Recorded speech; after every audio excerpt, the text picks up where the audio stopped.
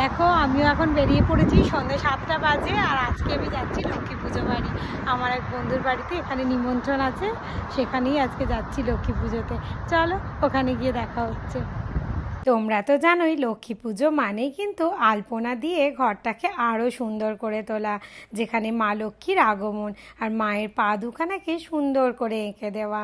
আর সেটাই আমি ঘরে ঢুকে দেখলাম, আজকে দিদি পুরো ঘরটাকে সুন্দর করে সাজিয়ে তুলেছে। আর এই দেখো এখানে মা লক্ষ্মীর পুজো হয়েছে। বিদেশেও কিন্তু সব কিছু পাওয়া যায়, দেখেছো তো, পদ্ম ফুল থেকে শুরু করে আম পাতা সমস্ত কিছু দিয়েই কিন্তু সুন্দর করে ঠাকুরের পুজো করা হয়েছে। আর দুই ভাই এসেই কেমন খেলতে বসেছে দেখো। এখন একটু একটু আধো আধো কথাও শিখেছে আমাদের রিধানবাবু। আর রিধানদের এই ব্যালকনি থেকে দেখো দূরে ওই সিএন টাওয়ারটা কিন্তু দেখা যায়। দাঁড়াও তোমাদেরকে একটু জুম করে দেখাই।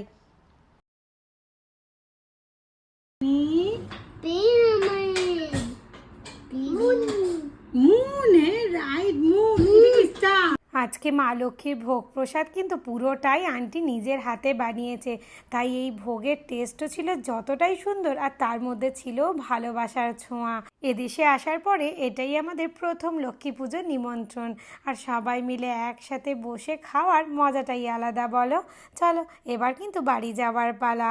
এখন দাদাকে জড়িয়ে ধরে আদর হচ্ছে, আদো আদো গলায় আদর বলে আদর করছে। চলো আজকের ভিডিওটা এখানেই শেষ করি। টাটা।